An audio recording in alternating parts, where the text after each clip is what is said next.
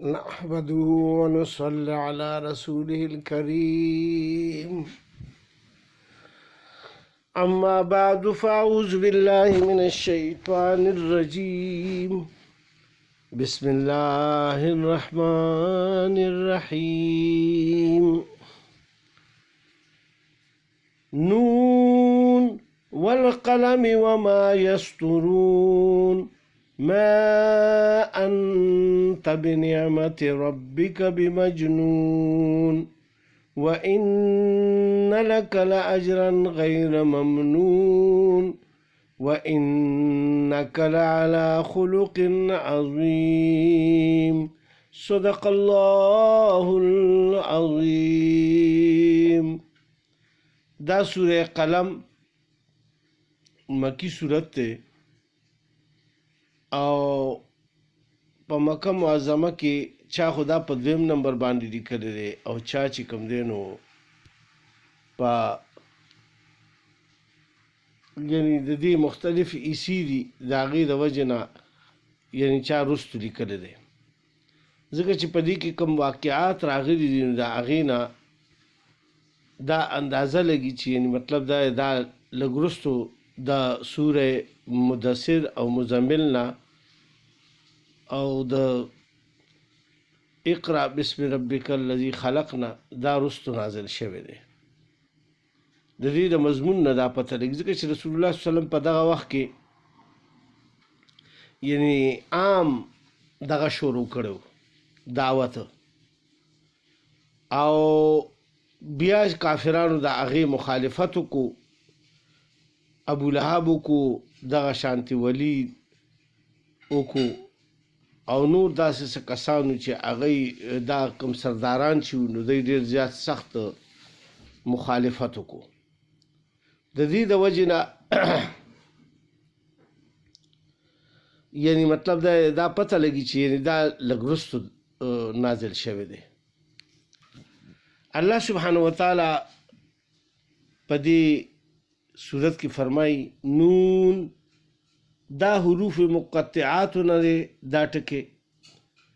والقلم وما یسترون قسم دی په قلم او په هغه څه چې لیکي فرښتې ما انت بنعمت ربک بمجنون نه یې ته په فضل د رب خپل لیونی. د دې واقع مخکې تېره شوې ده چې ولید او ابو جهل یو ځای شو او هغوی خپلو کې مشوره وکړه نو ولید ډېر هوښیار سړی و نو هغه ورته وایي چې یاره دا خو دروغجن دی نه ځکه چې د مخکې نه مونږ دته امین او صادق وایو او د چېرته دروغ ویلي هم نو په ده دروغو به څنګه ته بهتان لګی. البته دته ساحر ویلی شي چې مطلب دا دی یعنی مطلب دا دی د خپلو وروڼو او خپلو رشته دارانو خپلو پلارانو میاندو ټولو په منځ کې تفرقه راولي یعنی د نوي دین اعلان یې کړی دی نو څوک یې مني څوک یې نه مني د دې د وجې نه اختلاف پیدا شوی دی او دشمنیانو په کور پیدا شوي دي. نو د ساحرانو دا کار دی چې هغوی مطلب دا دی دشمني پیدا کوي دوه کسان په خپلو کې جنګوي او هغوی له نقصان رسوي. نو دته مونږ دا دغه خطاب کولی شو نور ورته څه نشو کولی. نو الله سبحانه وتعالی د هغې نفي کوي په دې آیات کې ما انت بنعمت ربک بمجنون نه یې ته په فضل د رب خپل لیونی وان لک لاجرا غیر ممنون او بېشکه تا دپاره اجر دی نه ختمېدونکی وانک لعلی خلق عظیم او بېشکه ته په خوی اوچت یې یعنی ډېر لوی خوی خصلت رسول الله صلی الله علیه وسلم له الله پاک ورکړو او د ده په اخلاقو باندې به چې کوم دی نو خلکو به ورته وکتو نو د دې نه مخکې چې پلاره پیغمبرۍ اعلان یې نه کړی نو ټولو خلکو ورته امین او صادق وي او ډېر رښتونی او ډېر ښه انسان به یې ورته وي او ډېر قدر او عزت ورده. اوس الله پاک فرمایي فستبصرو ویبصرون پس ته به زر ووینې او دوی به هم وویني بایکم المفتون چې څوک له تاسو نه لیونی دی ان ربک بېشکه ستا رب چې دی هو اعلمو هغه ښه پوی دی بمن ضل عن سبیله په هغه چا چې ګمراه شو د ده د لارې نه وهو اعلم بالمهتدین او هم دې ښه پوهه دی په لاره موندونکو. یعنی الله پاک ته دا هم پته ده چې څوک په ګمراهۍ کې دی او دا هم ورته پته ده چې څوک په هدایت دی. فلا تطع المکذبین، پس ته خبره مه منه د دروغ یعنی دروغجنو. کافران ټول دروغجن دي ځکه چې الله او رسول طرف ته او کتاب الله طرف ته د دروغو نسبت وکړو. ودو لو تدهنو فیدهنون، دوی غواړي چې کاش ته نرمي وکړي نو دوی به هم نرمي وکړي. یعنی سوره کافرون کې دوی دا مطالبه پیش کړې وه چې سروزې به تاسو چې کوم دی نو زمونږ د خدای عبادت کوئ او بیا به مونږ په بدله کې ستاسو د خدای عبادت کوو. نو په دې طریقې سره به زمونږ په دې ځای کې امن هم راشي او په خپلو کې مو جوړ هم راشي او ډېر په سکون او په آرام سره. نو زمونږ به تاسو یعنی تبد رد نه وایو او تاسو مونږ ته نه وایي. دوی به دې ته بد رد وي چې رسول الله صلی الله علیه وسلم فرمایل چې د بوتان اسم نشي کولی او دا چې څه کوي نو دا یو صرف الله پاک کوي. نو دوی به وایي دا ته زمونږ بوتانو ته کنځل کوي. بیا الله پاک فرمایي فلا تطع کل حلاف مهین، او ته خبره مه منه د هر ډیر قسم خوړونکي او ذلیله، هماز مشاء بنمیم، د هر غیب کوونکي هر ګرځنده، بنمیم او د چغلخور، مناع للخیر معتد اثیم، منع کوونکي د نیک کار له حد نه تیریدونکي ګناهګار، عتل بعد ذلك زنیم، بد مزاج پس لدینا بد اصلهم. الله سبحانه وتعالی په دې کې د کفارو د بعضې سردارانو ذکر وفرمایلو چې دا یعنی چغلخوارو یو بل ته دروغ خبرې د رسول الله صلی الله علیه وسلم پورې منسوب کولې، یو بل ته به یې سناولې او په هغې به یې خوشحالۍ مناولې، خپل ګپونه به یې ګرم کړي وه او قسمونه به یې خوړو چې والله داسې ده والله داسې ده. او بیا دغه شانتي خلق به د خیر د کار نه مني، یعنی د مسلمانېدو نه به یې خلق منې کول، رکاوټ به جوړېدو، هغوی له به تکلیفونه ورکول. او بل دا چې دا داسې خلق دي چې د دوی خو د اصل هم هیڅ پته نه لګي، خو مال او دولت وله ډېر راغو نو د دې د وجې نه مطلب دا دی چې دوی اوس په هغه غرور او تکبر کې دي.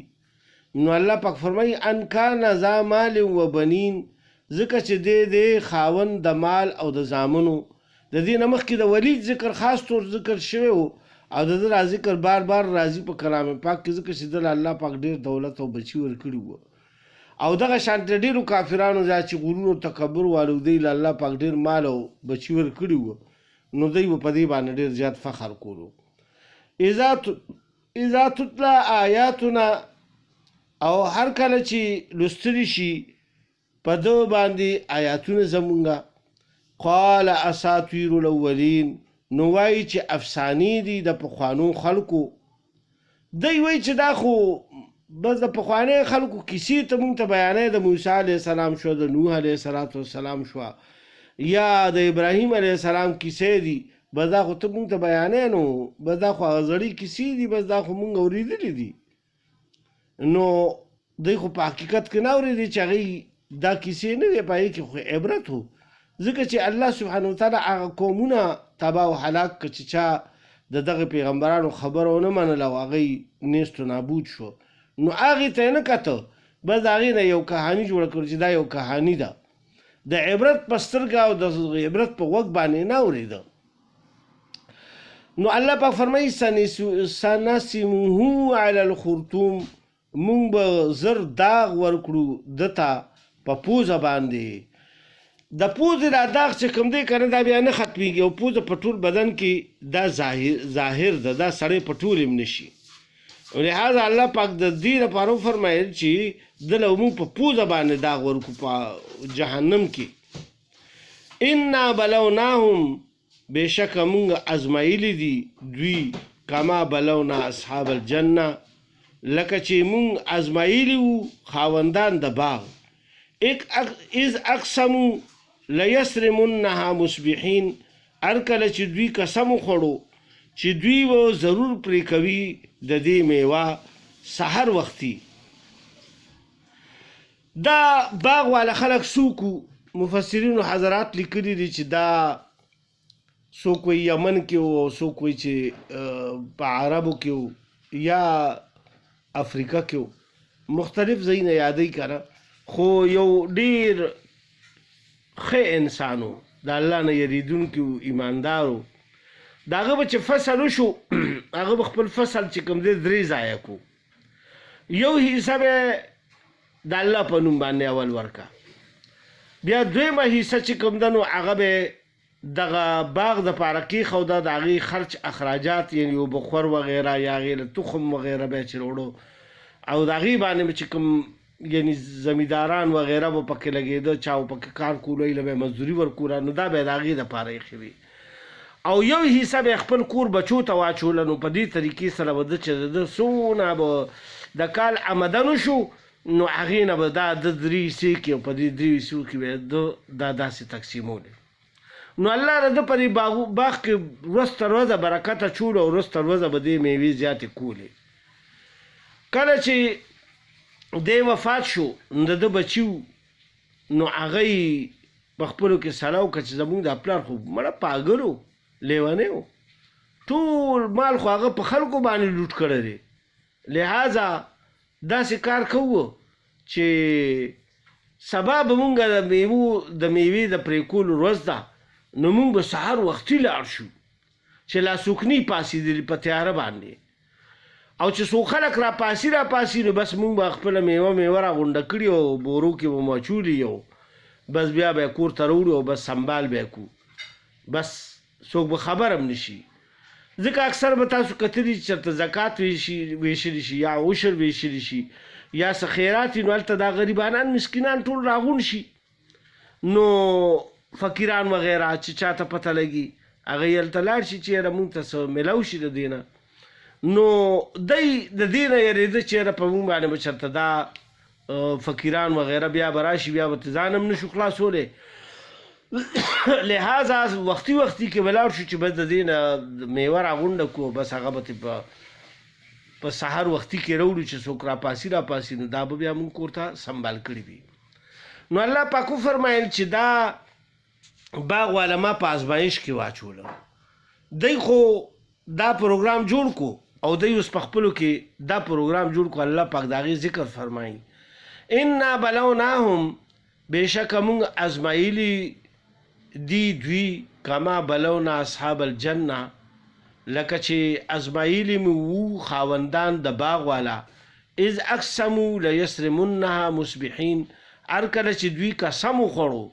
چې دوی به ضرور پرې کوي د دې میوې سحر وختي په تیاره باندې، ولا یستثنون، او دوی انشاءالله ونه ویل، فطاف علیها طائف، پس اوچورلیدو په دې باغ باندې یو چورلیدونکې آفت، من ربک، ستا د رب له طرف نه، وهم نایمون، او دوی وده وو. کله چې دی دا اراده وکړو په دې اراده باندې دی وده شو چې سهار وختي به پاسو او بس بیا به ځو او بیا به دا میوه کټ کوو دغه کوو به، نو الله شپه کې په دې باندې باد سرسر راوستو، یو سخت باد پرې راغو، بعضې لیکلي چې ډېر زیات ګرم باد و او هغه سب د اور لمبه وه او هغه په دغه باغ باندې چې وګرځېدو هغه ټول میوې یې وسوځولې او هغه ټولې ونې یې وسوځولې او بس تش ډانډې یې پاتې شوه او وچې کړسې سرانګې پاتې شوې، او څنګه چې په یو ځای باندې اور ولګي په یو او هغه ځای کې چې هغه سوځېدلي بوټي غوندې وي تور او داسې بس ځای په ځای څه فل سوځېدلي څه لږ غوندې سوځېدلي خو هغه باغ سوځېدلي وي. نو دغه شانتې دی یعنې په دې باندې الله پاک چې کوم دی نو دغه باد راوستو. نو الله پاک بیا مخکې فرمایي فاصبحت کالصریم، په شو دغه باغ په شان د ریبلي شوي فصل، فتنادوا مصبحین، دا خو د شپې په الله عذاب راوستو، بس دا داسې شو چې لکه بس ریبلي شوي فصل او بالکل د جوړو نه وتې وي یو شی داسې هوا او تیز هوا پرې راغلې وه چې بس بلکل هر څه ختم کړو. نو اوس دی چې کله سهار پاڅېدل نو فتنادوا مصبحین، نو دوی یو بل ته آواز ورکړو د سحر کېدو سره، ان اغدوا علی حرثکم، چې تاسو سحر وختي لاړ شئ خپل پټي ته، ان کنتم که چرې تاسو صارمین میوه راټولونکي. فانطلقوا وهم یتخافتون، پس دوی روان شول او دوی یو بل سره پټې پټې خبرې کولې، په مزه مزه یو بل ته غوږ کې خبرې کولې، وایي تیز اواز مو باسئ خلک به راباندې پوه شي. نو الله پاک فرمایي الا يدخلنها اليوم علیکم مسکین، دا پټې پټې خبرې دی د دې لپاره کولې چې هیڅ کله داخل نشي نن ورځ په تاسو څوک مسکین، یو بل ته دغه وي چې ګوره داسې په قلار په خاموشۍ کې لاړ شئ چې مسکینانو ته اړو پته ونه لګي او بس مونږ را باغ نه میوه راغونډه کړو، دا بس راوړو او بس خپل سټوري کو په خپل کور کې او ذخیره کو، او مسکینان چې څو راځي نو بس هر څه به ختمي. نو الله پاک مخکې فرمایي وغدوا علی حرد قادرین، او دوی سحر وختي ورسېدل ډېر په اهتمام چې برلاسي دی، یعنی دی وی چې بس اوس به مونږ نن په دې باندې قادر یو چې مونږ دغه کوو سهار وختي دی هغه ځای ته ورسېده. فلما رأوها، بیا هر کله چې دوی ولیدو هغه، دی چې کله هغه باغ ته ورسېدو نو چې وی کتو نو هلته خو باغ ماغ نه و که نه، اخو الله سبحانه وتعالی د شپې تباه کړو. قالو، نو وویې دوی انا لضالون، بېشکه مونږ لاره هیره کړې ده. د یو بل ته اوس وایي چې یاره تیاره وه جوړ چېرته مونږ په بل طرف راغو، دغه باغ خو زمونږ دا باغ خو دا ځای خو نه دی. نو الله پاک فرمایي بل نحن محرومون، بلکې مونږ خو بدنصیبه یو، ځکه دی چې کله داسې وکته که نه نو دی دی چې یاره دا خو مونږ په بل طرف راغو، دا خو مونږ بدنصیبه یو، لیټ پوه شو چې اوس بیا په هغه طرف ځو او بیا دغه کېږو، اوس د دې نه خبر خو نه دي چې یعنې مطلب الله پاک ختم کړی دی، او به خپل باغ په لار باندې تېري، خپل باغ ته ولاړو لیکن خپل باغ یې نه پېژندو. نو په زړه کې دا راغله چې یاره دا خو ماغه ځای دی چې داسې خو شاته یې وکته چې دا خو زمونږ هغه باغ والا ځای دی. نو بیا الله پاک فرمایي چې دی ووی چې مونږ خو بدنصیبه یو، بل نحن محرومون، مونږ محرومه شوي یو. قال اوسطهم، نو ووی منځني په دوی کې، دی کې چې کوم منځنی کس و هغه رور ورته ووی الم اقل لکم، آیا ما نو ویلي تاسو ته لولا تسبحون، چې ولې تاسو تسبیح نه کوئ. دا منځنی رور چې غالبا د دی لوکوټي داسې نیکعمله و، هغه ورته چې هلکه داسې کار مه کوئ، د خدای بندیانو الله یادوئ او الله به پکې برکت واچي چې څنګه زمونږ پلار تقسیم کولو هماغه شانتې تقسیموئ. انشاءالله مونږ ته به الله پاک په دې کې برکت اچوي، زمونږ روزۍ سبب به په دې کې ګرځي. نو تاسو داسې کار وکړو نو دا د دې سزا مونږ ته میلاو شوه. قالو، نو دوی وویل سبحان ربنا، پاک د زمونږ رب، انا کنا ظالمین، بېشکه هم مونږ وو ظالمان. وایي دی خپله ګناه وګڼله او دی وګڼل چې یاره دا خو مونږ نه ظلم شوی دی، مونږ غلط کار اراده وکړه، الله په دې ناراضه شوی دی او دا زمونږ باغ هلاک کو. او بیا څه چل کولو، فاقبل بعضهم على بعض، پس را مخامخ شول ځنې د دوی نه په ځنو باندې، یتلاومون، چې ملامت کول دوی یو بل بیا ملامت کول. کشر ته یې وایي مړه دا خو تا داسې وي، او مشر ته یې وایي دا تا داسې وي، هغه منځني ته پکې وایي چې مړه تا خو مونږ سم فی نه کړو، او بس دا په یو بل باندې بیا ملامت کول. دا اکثر داسې کېږي چې کله اول کیسه لږه خرابه شي بیا یو بل ته وایي دا خو مړه تا داسې وي، او هغه بل ورته وایي چې نه دا تا داسې وي. الله سبحانه وتعالی مخکې فرمایي قالو یا ویلنا، دوی وویل ای هلاکت ته زمونږه، انا کنا طاغین، بېشکه وو مونږه له حد نه تېرېدونکي، خپله ګناه او تقصیر یې ومنلو چې دا خو مونږ د حد نه تیر شو د الله حکم مو مات کو زکات او عشر مو پکې ورنکو په هغه وخت سره چې د هغوی پلار کوم یو حساب نصاب د دې لپاره مقرر کړی و نو په هغې باندې ونه چلېده او نو وایي دا مونږ ځان سره د حد نه تیر شو عسا ربنا امید دی چې رب زمونږه ان یبدلنا خیرا